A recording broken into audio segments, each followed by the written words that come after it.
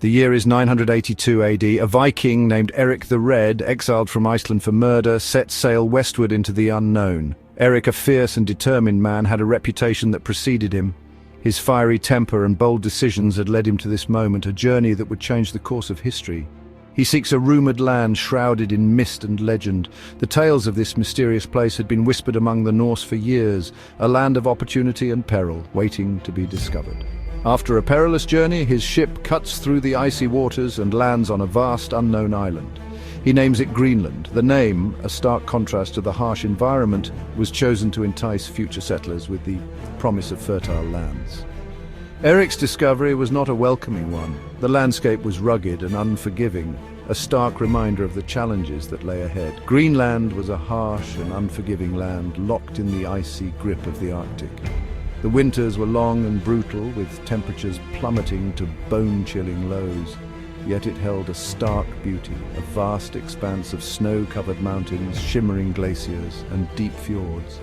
The landscape, though harsh, was breathtaking, a testament to nature's raw power and majesty.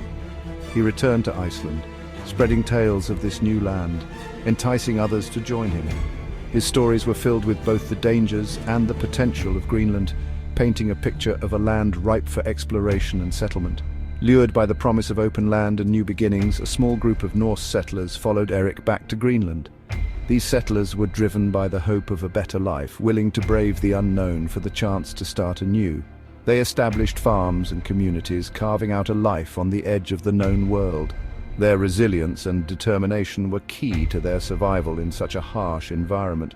They built houses of turf and stone, adapting to the harsh environment. These structures, though simple, were ingeniously designed to withstand the brutal Arctic conditions. The Norse presence in Greenland would last for centuries, a testament to human resilience and the enduring allure of exploration. Their legacy, etched into the very fabric of Greenland, serves as a reminder of the indomitable human spirit and the quest for discovery. Long before the Vikings arrived, the Inuit people had already mastered life in the Arctic. Their history is a testament to human resilience and ingenuity, thriving in one of the most unforgiving environments on Earth. The Arctic, with its extreme cold and limited resources, posed challenges that the Inuit met with remarkable skill and adaptability. They were skilled hunters and fishermen, navigating the frozen landscape and icy waters with remarkable ingenuity. Using tools crafted from bone, stone, and ivory, they hunted seals, whales, and caribou, ensuring their survival through the harsh winters. Their fishing techniques were equally sophisticated, allowing them to harvest the bounty of the icy waters. Their kayaks, umiaks, and dog sleds were perfectly adapted to the challenging terrain, showcasing their deep understanding of the environment. The kayak, a sleek, one-person vessel, was ideal for hunting and travel on the water, while the larger umiak could carry families and goods. Dog sleds, pulled by teams of hardy dogs, were essential for traversing the snowy expanses. The Inuit lived in small, nomadic groups, moving with the seasons to hunt seals, whales, caribou, and other animals. This nomadic lifestyle required a deep knowledge of animal behavior and migration patterns, as well as the ability to quickly set up and dismantle camps. Their survival depended on their ability to follow the rhythms of nature. They wore clothing fashioned from animal skins, providing insulation against the biting cold. These garments, often made from caribou and seal skins, were expertly tailored to provide maximum warmth and flexibility. The fur-lined parkas, boots, and mittens were not only functional, but also beautifully crafted, reflecting the skill and artistry of Inuit seamstresses. Their homes, whether igloos built from snow blocks or tents made from animal hides, were designed to withstand the harsh Arctic conditions. The igloo, with its ingenious dome shape, provided warmth and shelter, while the tents used in the summer months were portable and practical. These structures were a testament to the Inuits' architectural ingenuity. The Inuit were a resilient people, their culture finely tuned to the rhythms of the Arctic. Their social structures, spiritual beliefs, and daily practices were all deeply connected to the land and sea. Community and cooperation were essential, with each member playing a vital role in the group's survival. Their survival depended on their intimate knowledge of the land, the sea, and the animals they hunted. This knowledge was passed down through generations, ensuring that each new generation was equipped with the skills and wisdom needed to thrive in the Arctic. Their tracking and hunting skills were unparalleled, allowing them to find and capture prey in the vast, icy wilderness. They passed down their traditions and skills orally from one generation to the next, ensuring the continuation of their way of life in one of the most challenging environments on Earth. Storytelling was a vital part of this process, with elders sharing tales of the past, teaching lessons and instilling values. This oral tradition kept their history and culture alive, binding the community together across time. For centuries, the Norse and Inuit coexisted in Greenland, their cultures distinct and separate. The Norse, arriving from Europe, brought with them their farming techniques, livestock, and a way of life that was deeply rooted in their homeland. They established settlements, built churches, and tried to recreate a European lifestyle in the harsh Arctic environment. On the other hand, the Inuit, indigenous to the Arctic, had a culture that was perfectly adapted to the extreme conditions of Greenland. They were nomadic hunters and fishers, moving with the seasons and the availability of game. Their tools, clothing and shelters were all designed to withstand the cold and make the most of the limited resources available. The Norse, clinging to their European traditions, farmed the limited arable land and maintained trade links with Europe. They grew barley and raised cattle, sheep and goats, relying heavily on imports from Europe to supplement their diet. Their settlements were small, isolated communities, each centered around a church and a few farms. Despite the challenges, they managed to survive for several centuries thanks to their determination and the occasional support from Europe. The Inuit, masters of the Arctic environment, continued their nomadic hunting and fishing traditions. They hunted seals, whales and caribou and fished in the icy water. Their knowledge of the land and sea was unparalleled, and they developed sophisticated tools and techniques to hunt and fish efficiently. Their social structure was based on small, family-based groups that moved together, sharing resources and supporting each other in the harsh environment. However, the 15th century brought dramatic changes. The climate in Greenland began to shift, becoming colder and more unpredictable. This period, known as the Little Ice Age, had a profound impact on both the Norse and the Inuit. The growing seasons became shorter and the winters harsher, making it increasingly difficult for the Norse to sustain their way of life. The climate in Greenland grew colder, making life more difficult for the Norse settlers. Their crops failed more frequently, and their livestock suffered from the cold and lack of food. The trade routes with Europe became less reliable, and the support from the mainland dwindled. The Norse found themselves increasingly isolated and struggling to survive in an environment that was becoming more hostile with each passing year.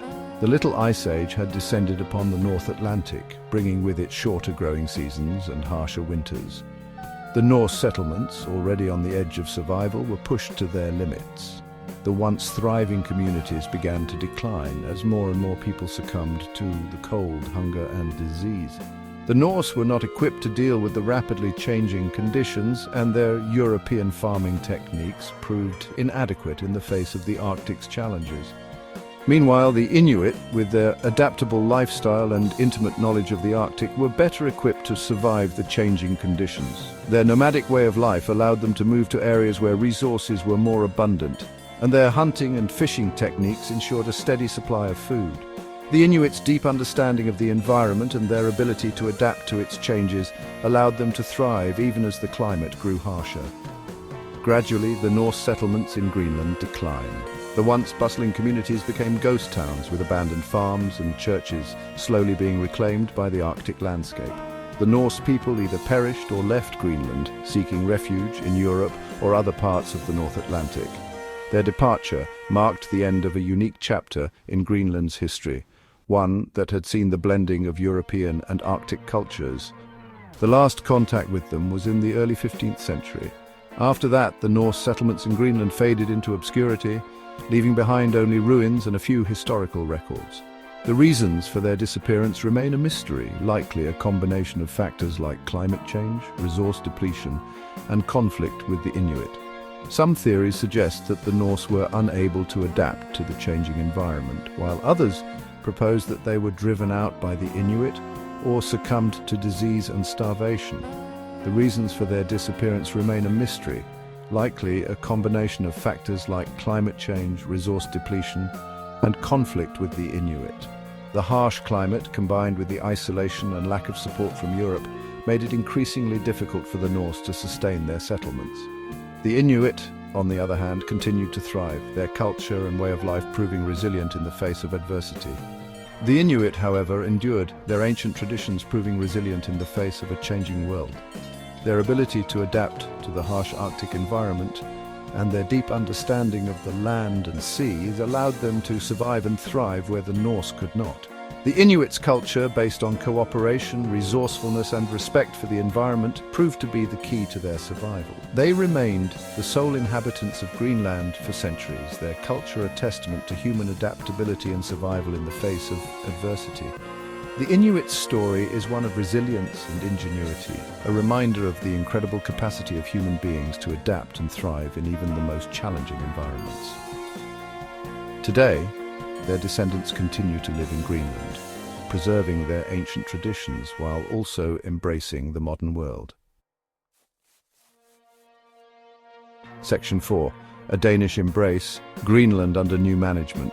In the 18th century, Denmark, asserting its historical claim based on the lost Norse settlements, reasserted its presence in Greenland. The Danish crown claimed sovereignty over the island, establishing trading posts and missions. This marked the beginning of a new era for Greenland, one marked by increasing Danish influence. The Danish government implemented policies aimed at integrating Greenland into the Danish realm. They established schools, churches, and administrative structures, all modeled after the Danish system. While bringing education and healthcare, these actions also disrupted traditional Inuit ways of life. Greenland's economy, under Danish control, became increasingly reliant on fishing and the export of natural resources like cryolite, a mineral used in aluminum production. This dependence on Denmark for economic and administrative matters would shape Greenland's development in the centuries to come. Despite Danish efforts, Greenland remained a remote and challenging territory, its vast icy expanse sparsely populated, and its connection to Denmark tenuous at best. Section 5. Whispers of war in a frozen land, Greenland's wound roll. The outbreak of World War II thrust Greenland into the crosshairs of global conflict. Though geographically remote, its strategic location in the North Atlantic made it a valuable asset. Denmark, occupied by Nazi Germany, was unable to protect its distant territory.